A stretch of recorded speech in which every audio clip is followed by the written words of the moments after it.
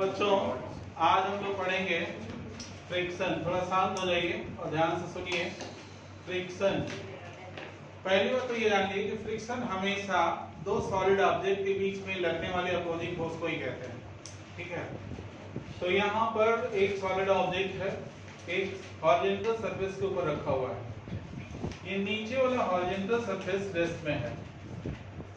इसके ऊपर हमने कोई फोर्स लगाया एक्सटर्नल, तो हो सकता है कि मोशन हो जाए, ये भी हो सकता है कि मोशन ना हो। बहुत हैवी ऑब्जेक्ट, एक क्विंटल का ऑब्जेक्ट है, ठीक है ना। आप में से किसी हल्के फुल्के बच्चों कह दे खींचो तो खींच नहीं पाओगे, फोर्स लगाओगे ना। अब तुम मान लो तुमने फोर्स लगाया 1 न्यूटन और ये ऑब्जेक्ट मूव नहीं कर रहा है, इसका मतलब यहाँ पर कोई एक अपोजिंग फोर्स लग रहा है जिसका मैग्नीट्यूड 1 न्यूटन है, तभी ऑब्जेक्ट मूव नहीं किया। इस फोर्स को ही फ्रिक्शनल फोर्स कहते हैं। स्मॉल एफ से लिखेंगे।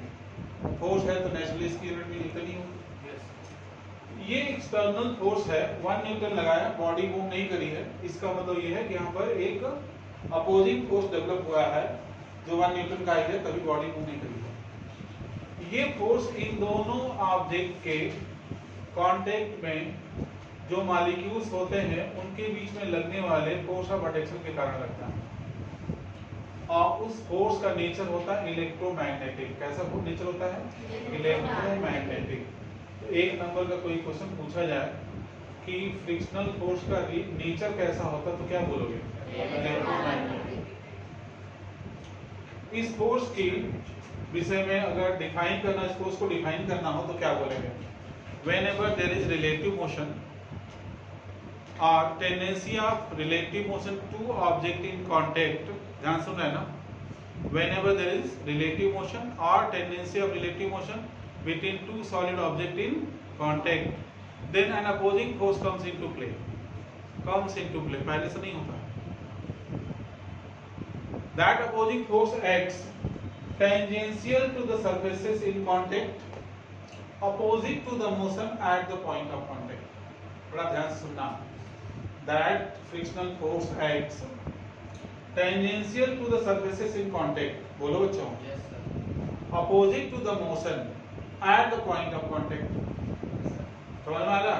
अब opposite to the motion वाला वर्ड है ना, उसको देखो उसकी यूटिलिटी क्या है।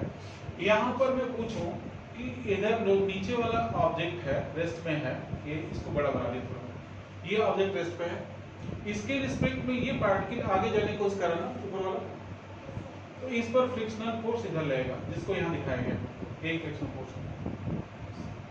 तो इसके रिस्पेक्ट में ये पार्टिकल आगे जाने की कोशिश कर रहा है ना, इसके रिस्पेक्ट में ये पार्टिकल किधर मूव करने की कोशिश कर रहा है? इधर, तो फोर्स इधर लगेगा। क्लियर होगी बात? Tangential to the motion, sorry tangential to the surface in contact, opposite to the motion at the point of contact.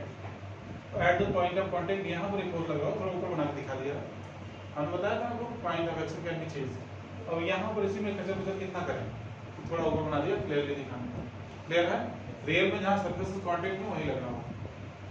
अगर मैं पूछूं कि यहाँ पर एक पहिया है, रोटेट हो रहा है, कार है, उसका एक पहिया मैंने बनाया और ये रोटेट हो रहा है, जिसके कारण कार आगे जा रही है, तो मैं पूछूं कि इस पॉइंट पर फ्रिक्शन किधर लगेगा? लेफ्ट में, राइट में, ऊपर, नीचे? राइट में लगेगा। गुड, क्योंकि इस पॉइंट के रिस्पेक्ट में ये पीछे जा रहा है ना, तो इधर लगेगा ना। बोलो। यहाँ पर देखो, इस पॉइंट के रिस्पेक्ट में आगे जा रहा था पॉइंट ना, तो पीछे। इस पॉइंट के रिस्पेक्ट में ये पॉइंट पीछे जाने की कोशिश कर रहा है ना, इसका वेलोसिटी टेंजेंशियल इधर होगा ना, तो फ्रिक्शनल इधर लगेगा। सुन लिया ना? तो फ्रिक्शन हमेशा मोशन को अपोज नहीं करता है, मोशन को सपोर्ट भी करता है। आपकी कार, बाइक फ्रिक्शन के कारण ही आगे बढ़ती है। कार के पहिए जब मड में फंस जाते हैं तो कार आगे नहीं बढ़ती। क्यों? वहाँ फ्रिक्शन फोर्स नहीं मिल रहा है ना। रोड और ग्राउंड के बीच में फ्रिक्शन फोर्स नहीं मिल रहा है, इसकी वजह से आगे नहीं बढ़ पाती। तो क्या करते हैं हम लोग, जब मड में वही फंस जाते हैं तो क्या करते हैं? कभी देखा, खुद नहीं फंसे होगे, मान लो यूट्यूब पर तो देखा होगा ना, ठीक? हाँ, अब ये मान लो धक्का लगाने में नहीं आ रहा है, अकेले ही हो, कार लेकर अकेले हो, फिर क्या करोगे? ठीक है ना, पत्थर वत्थर, कोई भी ऐसा ऑब्जेक्ट जिससे फ्रिक्शन मिल जाए, घास फूस, नहीं समझे, वुडन प्लैंक, ईंटा पत्थर कुछ भी उसके नीचे रख देंगे ना। अब इतना बड़ा घुमा नहीं रखते ना, छोटे छोटे पत्थर रख देंगे नीचे, बोलो, तो उससे क्या मिलता है? उसको फ्रिक्शनल फोर्स, इसके कारण आगे बढ़ता है। तो फ्रिक्शन केवल अपोज ही नहीं करता, मोशन को सपोर्ट भी करता है। इस केस में सपोर्ट कर रहा है, बोलो फ्रिक्शन ना हो तो कार कभी आगे नहीं बढ़ेगी। विश्वास ना हो तो उसके चारों पहियों को मड में फंसा के देख लेना, भरोसा आ जाए बता देना हमको, ठीक है ना सर आपने बिल्कुल सही पढ़ाया था, ठीक है ना कि फ्रिक्शनल फोर्स केवल अपोज नहीं करता है, सपोर्ट भी करता है। सुनिए ना, एक और एग्जाम्पल दे रहा हूँ। मनोज पांडे चौराहे को, यहाँ पर मनोज पांडे चौराहा है ना, कोई भी चौराहा सोच लो, ठीक ना, दिल्ली में कोई चौराहा सोच लो, लखनऊ में कोई चौराहा सोच लो, ठीक है ना, उसको ग्रेनाइट से बनवा दो, ग्रेनाइट से चौराहे बनाओ सड़क को, ये कंक्रीट वाला नहीं, और उसको ग्रीसिंग करवा दो और कार के पहिए गंजे कर दो। गंजे करना समझते हो?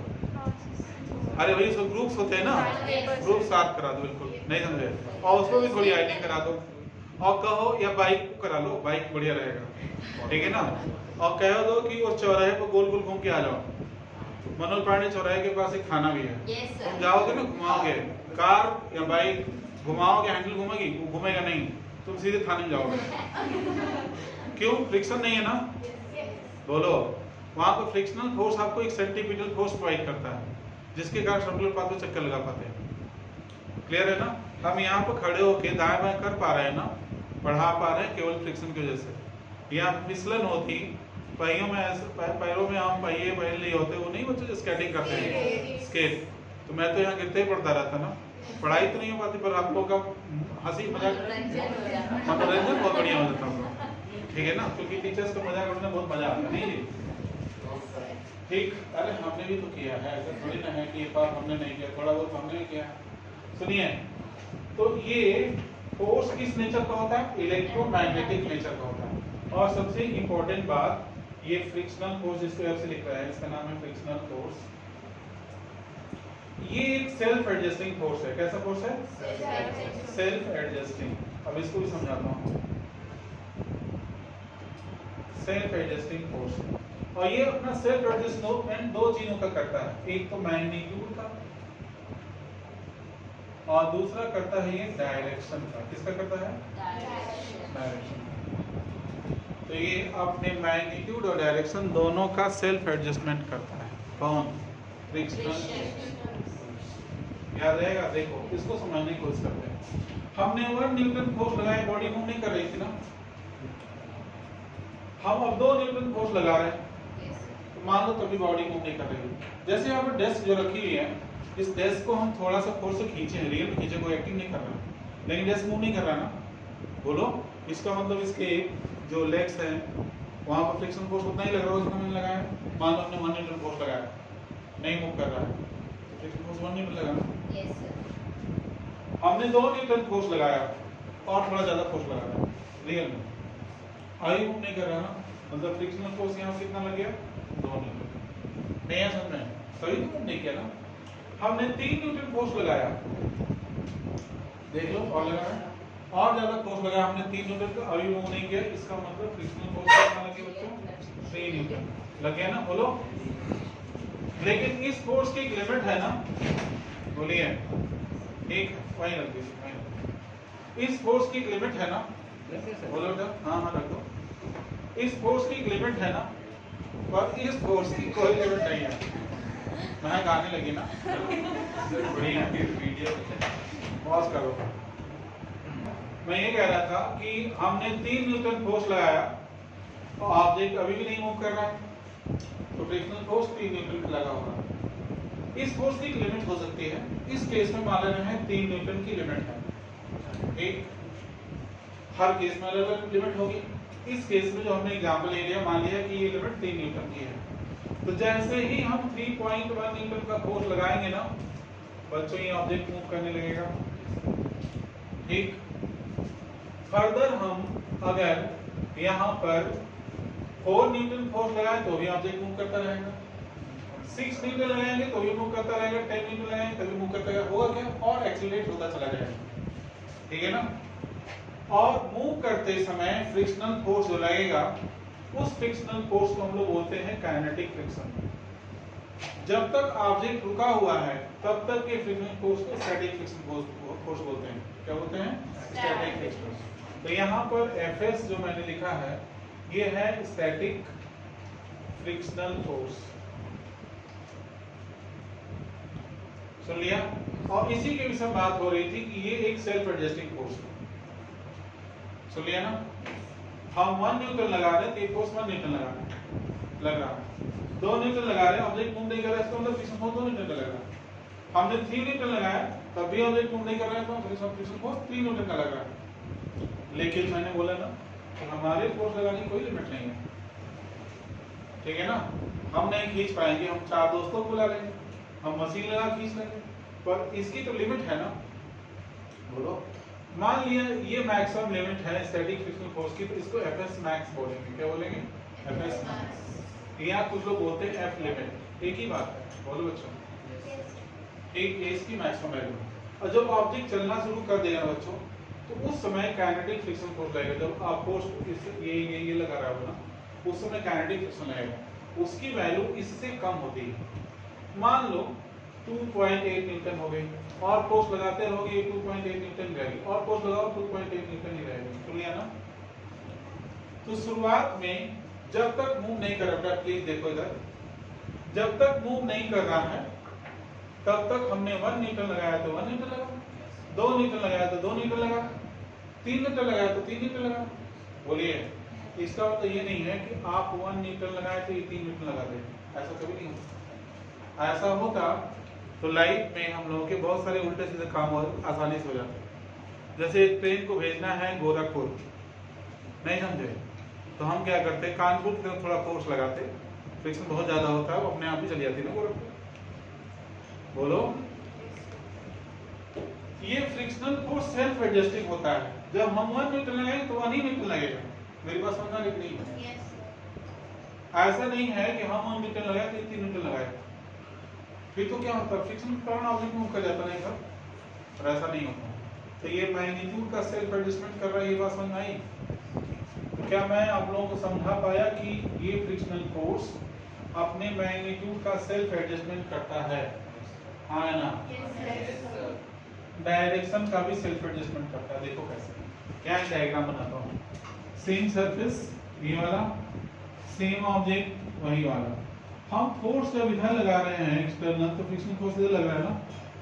बोलो, मान लो तुम्हारे दिमाग में खुराफात सूझा, ठीक है ना, बेवकूफी वाला खुराफात कि फ्रिक्शन इधर लग रहा है, ठीक है ना। हम भी इधर ही फोर्स लगाते हैं, आप कूद के आगे इधर फोर्स लगाने लगे कि हम और फ्रिक्शन मिलकर खींचेंगे, नहीं भैया, ये तुरंत अपना डायरेक्शन बदल लेंगे, इधर उधर। सुन लिया ना आपने? ये तुरंत इमीडिएटली अपना डायरेक्शन बदल लेगा, और पीछे से जाओ, पीछे करते हुए आओ, अपना डायरेक्शन बदल लेगा और इधर लगेगा। क्लियर होगी बात? तो अपने मैग्नीट्यूड और डायरेक्शन दोनों का सेल्फ एडजस्टमेंट करता है, ये बात समझ गई? बोलो, आप जब फोर्स इधर लगा रहे तो फ्रिक्शन फोर्स इधर लग रहा है ना, आप जब फोर्स लगा फ्रिक्शन फोर्स इधर लगेगा ना। बोलो बच्चों, हाँ ना? तो पक्का? तो अब एक बार और हम लोग फिर से डिफाइन करेंगे कि फ्रिक्शनल फोर्स होता क्या है। Whenever there is relative motion or tendency of relative motion between two solid objects in contact, then an opposing force comes into play. This force acts tangential to the surfaces in contact, opposite to the motion at the point of contact. This force is called frictional force. समझ में आ गया? ठीक है, पक्का? ठीक। सुनिए, अब definition लिखे, हेडिंग लिखे, फिर से जो चैप्टर का नाम है उसको एक हेडिंग बना दीजिए। बात नहीं करिए आप लोग, एकदम शांत हो जाइए। फ्रिक्शन, फिर से हेडिंग लिखे और इसकी डेफिनेशन लिखे। Whenever there is relative motion, बोले नहीं आप लोग, मैं बोल रहा हूँ। Whenever there is relative motion or tendency of relative motion, whenever there is relative motion or tendency of relative motion between two solid objects in contact, then an opposing force comes into play. Tendency of field. Whenever there is relative motion or tendency of relative motion between two solid objects in contact, two solid objects in contact, then an opposing force comes into play. Then an opposing force comes into play.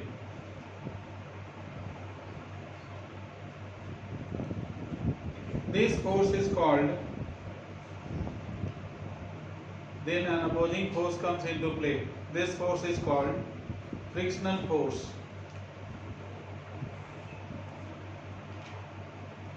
This force is called frictional force.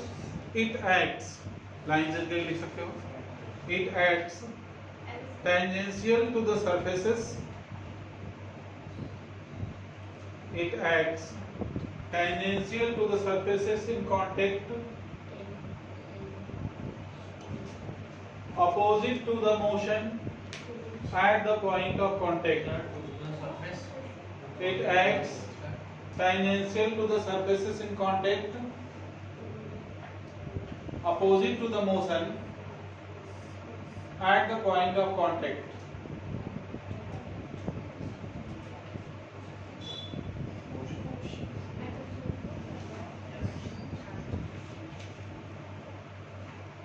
It acts tangential to the surfaces in contact, opposite to the motion at the point of contact. Clear है? आगे लिखो, it is a self adjusting force. कैसा ये? Self adjusting force. Self adjusting force. It adjusts its magnitude. It adjusts its magnitude up to a certain limit.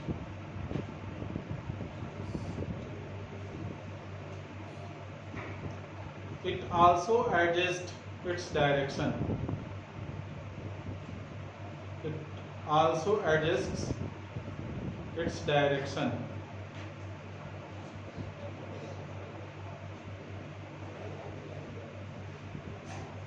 ठीक है. Next topic लिखिए, law of friction. पहला point लिखिए, frictional force between two solid objects.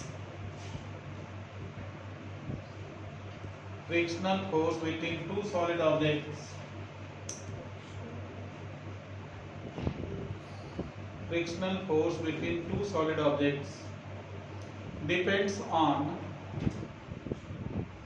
nature of the surfaces in contact. Depends on nature of the surfaces in contact.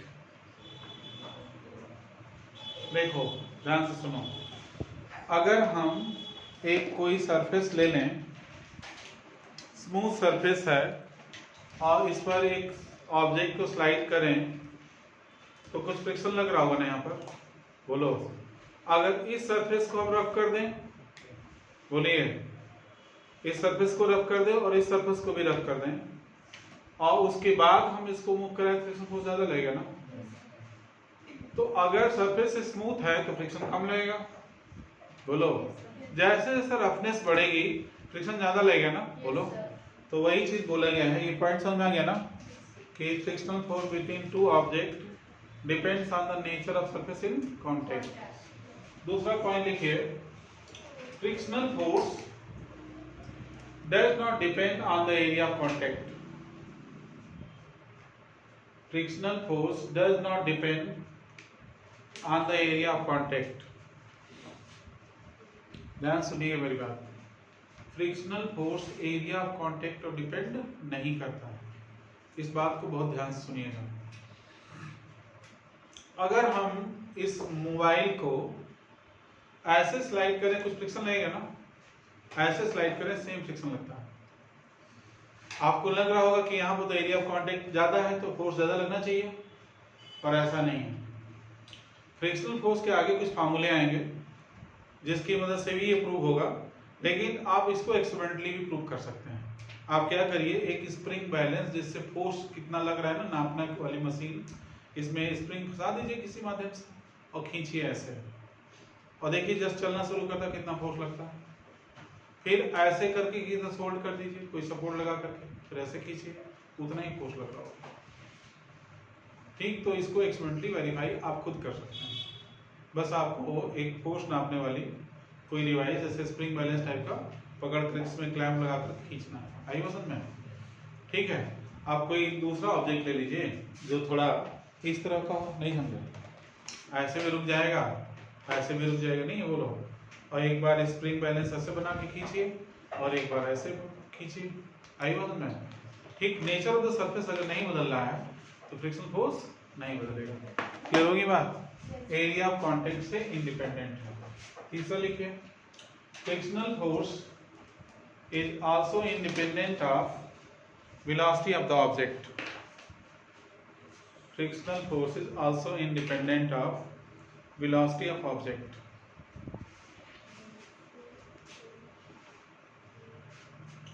अभी थोड़ी देर पहले मैंने बताया था कि यहाँ पे देखिएगा बोर्ड पे जरा, कि जब ये फोर्स हमारा 1 न्यूटन लगा था तो इस फ्रिक्शनल फोर्स की वैल्यू कितनी थी? 1 न्यूटन। याद है ना?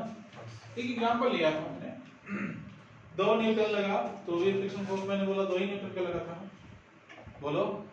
ठीक, 3 न्यूटन लगा तो फ्रिक्शन फोर्स 3 न्यूटन का लेगा, बोलो। ये कोई ऐसा यूनिवर्सल एग्जांपल नहीं है, एक स्पेसिफिक आर्बिट्री एग्जांपल ले लिया गया। जैसे ही हमने 3.1 न्यूटन लगाया था, ऑब्जेक्ट मूव करना शुरू कर दिया था ना, तो उसके बाद जो फ्रिक्शनल फोर्स की वैल्यू थी 2.8 न्यूटन बताया था ना मैंने, घट जाती है। एक लिमिट के बाद जो ऑब्जेक्ट चलने लगता है काइनेटिक फ्रिक्शन, तो फ्रिक्शन फोर्स घट जाता है। आगे हमने 10 न्यूटन लगाया फोर्स, तो भी आप फ्रिक्शन फोर्स देखोगे 2.8 न्यूटन ही लगेगा। ठीक, ये कोई पर्टिकुलर वैल्यू नहीं कि करेक्ट हो। मैं बड़ा देखो बोर्ड पर मैं एक एग्जांपल ले रहा हूँ जिसमें मैं ये बताने की कोशिश कर रहा हूँ कि ये फोर्स चाहे हम जितना बढ़ाते चले जाएं तो अब ये फ्रिक्शन फोर्स बदलने वाला नहीं है। कौन सा? Kinetic friction. एक बार ऑब्जेक्ट जब चल पड़ता है तो kinetic friction maximum static friction से वैल्यू थोड़ी कम रहती है, क्योंकि ऑब्जेक्ट के बीच में उतना एक्सटेंट ऑफ कांटेक्ट नहीं रह जाता, मॉलिक्यूल उतने कांटेक्ट में नहीं रहते। ठीक है ना? जितना रुके रहने पर मॉलिक्यूल में कांटेक्ट है और जिस तरह का इलेक्ट्रोमैग्नेटिक फोर्स जितना लग जा रहा है, मूव करते समय उतना ज़्यादा नहीं लगेगा, उतना बढ़िया कांटेक्ट बन नहीं पाएगा उनके बीच में, इसलिए मूव करते समय फ्रिक्शन फोर्स की वैल्यू घट जाती है। आप जब कार ड्राइव करते हैं ना, या बाइक या स्कूटी, तो जैसे जैसे एक्सेलरेशन बढ़ाते हो स्पीड बढ़ती चली जाती है ना, रोड और टायर के बीच में जो फ्रिक्शन है ना वो फिक्स रहता है। आई बात समझ में? वो वैल्यू फिक्स है, बस उसकी स्पीड, रोटेशन की स्पीड बढ़ जाती है, तो वही फ्रिक्शन आपको ज्यादा अब क्या करता है, टॉर्क या एक्सेलरेशन प्रोवाइड करता है। ठीक है ना? लेकिन जैसे मान लो आप एक और एग्जांपल लेते हैं, बाइसिकल चला रहे हो, बोलो, बाइसिकल चला रहे हो, अगर आप पैडल को एक्सेलरेट करते रहोगे ना तो स्पीड बढ़ती रहेगी। क्यों?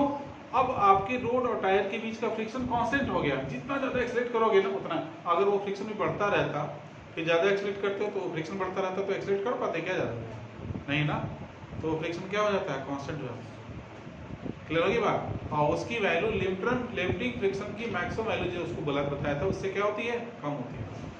अगर इनके बीच में ग्राफ प्लॉट किया जाए ना तो इस तरह का ग्राफ आएगा। तो देखो, हम यहाँ पर फोर्स अप्लाइड और यहाँ frictional force, origin x axis y axis, शुरू में दोनों फोर्स यूनिफॉर्मली बढ़ रहे थे। बोलो, अगर ये फोर्स नहीं लगाओगे ना 0 न्यूटन, तो फ्रिक्शनल फोर्स भी 0 न्यूटन ही होगा। नहीं है, फोर्स नहीं लगा तो फोर्स नहीं लगा, ठीक, तो 0 पर 0 वैल्यू बढ़ती चलेगी, एक लिमिट तक बढ़ती है, घटती है, फिर ऐसे ग्राफ मिलता है। ये है बच्चों एफएस, और ये एफएस की मैक्सिमम वैल्यू है, जिसको हम लोग एफ लिमिट बोलते हैं। क्या बोलते हैं? F limit. और ये चीज क्या हुआ, एफ काइनेटिक कांस्टेंट होगी ना, 2.8 2.8 2.8, नहीं समझे? ठीक, तो ये ग्राफ बना लीजिए, ये डायग्राम दोबारा बनाने की जरूरत नहीं है, आप ऑलरेडी बना चुके हैं, तो लेकिन आप नहीं पढ़ पाए। क्लियर है? बोलो, लॉज और बताने हैं। एक लॉ लिख लो, फोर्थ लॉ क्या है, frictional force indirectly proportional to normal reaction. Frictional force is directly proportional to normal reaction.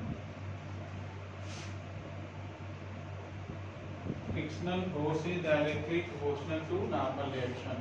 इधर देखो बोर्ड पर, ये एक सॉलिड ऑब्जेक्ट है, यहाँ पर रखा है, इसका वेट नीचे काम करेगा ना, इस सरफेस का नॉर्मल रिएक्शन पर काम करेगा ना।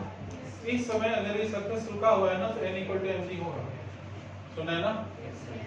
कब ये सरफेस रुका हुआ था जिस पर ऑब्जेक्ट रखा है, अगर ये सरफेस एक्सीलरेट होगा ऊपर या नीचे तो नॉर्मल रिएक्शन बदलेगा। ठीक, यहाँ पर हमने एक फोर्स लगाया, एक्सटर्नल फोर्स, फ्रिक्शनल फोर्स यहाँ लगेगा ना, तो ये फ्रिक्शनल फोर्स की जो मैक्सिमम वैल्यू है ना, Fs की मैक्सिमम वैल्यू ये प्रोपोर्शनल टू n होगी। प्रोपोर्शनलिटी हटा के कांस्टेंट रखते हैं, तो Fs max is equal to mu into n। इस mu को बोलते हैं कोफिशिएंट ऑफ फ्रिक्शन। क्या बोलते हैं बच्चों? Coefficient of friction. ये यूनिटलेस क्वांटिटी है, कोफिशिएंट ऑफ फ्रिक्शन। पढ़ लेंगे ना? Yes sir. जब तक ऑब्जेक्ट रुका हुआ है ना तब तक आप Fs भी लिख सकते हैं, मैक्सिमम लिखना हमेशा कंपल्सरी नहीं है, ठीक है ना? Fs लिख रहे हो और यहाँ μs n लिख दिया तो मैक्सिमम फ्रिक्शन फोर्स की बात हो रही है, स्टैटिक फ्रिक्शन की बात हो रही है, ठीक है ना? और जब चलता है ऑब्जेक्ट तो Fk लिखते हैं, μk into n, तो इसको बोलेंगे coefficient of static friction. Coefficient of static friction full form लिखेंगे आप लोग, चाहिए तो एक बार पूछ लीजिएगा, इसको क्या लिखेंगे फॉर्म? सुन लिया? और ये Fs मोर देन Fk है ना, ये बच्चों μs भी मोर देन μk होता है, याद रहेगा? हाँ है ना? Yes sir. नोट कर लीजिए।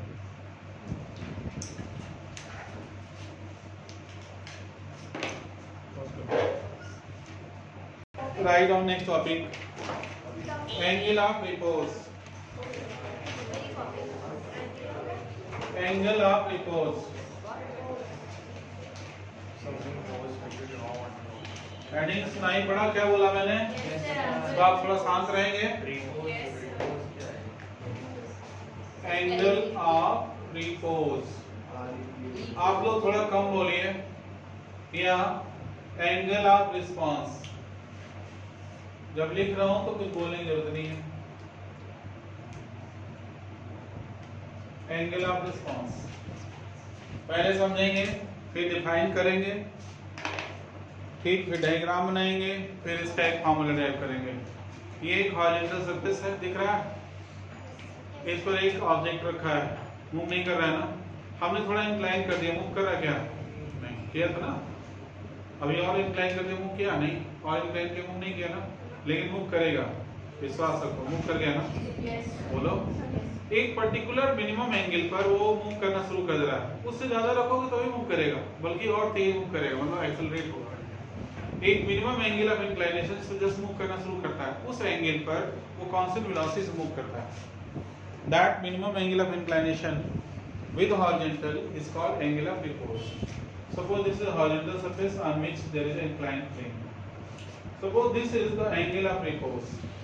So if you keep any object at this angle of inclination of plane, it will start just moving. Means it will move without acceleration. तो देखो इस समय इसका वेट mg नीचे काम करेगा ना, इस सरफेस का नॉर्मल रिएक्शन सरफेस के परपेंडिकुलर जैसे ही काम करता है ना। Yes sir. ये एंगल थीटा है तो बच्चों ये एंगल भी थीटा ही होगा ना। यस सर। तो mg कॉम्पोनेंट क्या हो जाएगा? mg cos theta. ऐसा क्या हो जाएगा? mg sin theta. कौन सा कॉम्पोनेंट इसको नीचे स्लाइड करके ले आ रहा है? mg sin theta. तो पहली बात तो ये लिख दो कि n = mg cos थीटा होगा ना, इक्वेशन नंबर 1। इसकी सरकने की टेंडेंसी नीचे है ना इस समय, तो फ्रिक्शनल फोर्स यहाँ पर इधर लगेगा ना। Yes sir. दिख रहे हो ना कहाँ पर लग रहा है? बोलो। mg को भूल जाओ, क्यों? कंपोनेंट निकाल चुके हैं इसके, ठीक। n की वैल्यू mg cos थीटा की इक्वल है, और ये विदाउट एक्सेलरेशन मूव कर सकता है ना, ऐसा बोला गया ना। तो एक्सेलरेशन क्या है इस समय? 0। तो वेलोसिटी क्या है बच्चों? कांस्टेंट। इसका मतलब ये फोर्स इस फोर्स के इक्वल होगा ना। Yes sir. बोलो। तो इसका मतलब ये होगा कि mg sin theta should be equal to frictional force. Yes sir. mg sin theta frictional force का फार्मूला mu होता है ना। Yes sir. जल्दी फार्मूला लिख दिया, बोलो। तो mg sin थीटा एक mu n की वैल्यू कितनी बच्चों? mg cos थीटा, mg से निकल जाएगा ना। Yes sir. तो sin theta by cos theta equal to mu ना, तो tan theta equal to how much mu. आगे समझ में? Yes sir. नोट कर लीजिए। Write on next topic, angle of friction. मैं 2-3 बार टॉपिक जब बोलता हूँ तो आपको बीच में बोलने की जरूरत नहीं है। देख के लिखिए, angle of friction, angle of friction पहले समझिए, फिर डिफाइन करेंगे, फिर लिखवाते हैं। मान लो एक सॉलिड ऑब्जेक्ट है कि सरफेस पर रखा हुआ है, हमने एक फोर्स एफ लगाया इधर, तो फ्रिक्शन फोर्स के इधर लगेगा ना, बोलो। इस ऑब्जेक्ट का वेट नीचे काम करेगा, नॉर्मल इसके ऊपर लगेगा ना। नॉर्मल डायरेक्शन और फ्रिक्शन फोर्स का अगर रिजल्टेंट निकालना चाहें तो पैरेललोग्राम मेथड से निकाल सकते हैं रिजल्टेंट। बोलो चलो, resultant R, this resultant R will be sum of vector n plus vector f होगा ना। बोलो बोलो बच्चों। यस सर। तो अगली लाइन में इसका मैग्नीट्यूड निकालना चाहें तो n square plus f square हो जाएगा ना, क्योंकि एंगल 90 डिग्री है ना, cos 90 आगे 0 हो जाएगा। थोड़ा सा और सॉल्व करते हैं इसको, n स्क्वायर, f को b1 लिखते हैं ना, n स्क्वायर कॉमन लेके बाहर निकाल सकते हैं, तो r इक्वल टू n बाहर, अंडर रूट के अंदर क्या हो जाएगा 1 प्लस म्यू स्क्वायर हो जाएगा ना। बच्चों ये रिजल्टेंट फोर्स नॉर्मल रिएक्शन के साथ जितना भी एंगल बनाता है ना, इसी एंगल को एंगल ऑफ फ्रिक्शन कहते हैं। सुना आपने? बोलिए। यहाँ पर अगर ये साइड f है तो ये साइड भी f ही होगी ना। इस ट्रायंगल ANP में देखो, tan थीटा इक्वल टू क्या हो जाएगा f बाई n ना, एंगल के सामने से 2 मीटर बाई 20। बोलो अच्छा, f की वैल्यू m1 होती है ना, बाई n, तो n से कट जाएगा ना, m इक्वल टू क्या हो जाएगा tan थीटा। आया समझ में? m इक्वल क्या हो गया tan थीटा। देखो theta equal to f by n हो जाएगा ना, ये साइड है एंगल के सामने की साइड 2 मीटर और ये side 20, tan theta equal to f by n, f equal to m1 होता है ना, n से n cancel, m equal to tan theta. Same formula द्वारा है ना। अब डेफिनेशन सुनो इसकी, लिखवाऊं डेफिनेशन तो लिखो, angle between, angle made by, लिख लो sorry, angle made by resultant of normal reaction and frictional force, angle made by resultant of normal reaction and frictional force with normal reaction, is called angle of friction। ठीक है, इसको angle of friction. अब board पर जितना भी मैंने लिख रखा सब कॉपी करिए, बाकी नेक्स्ट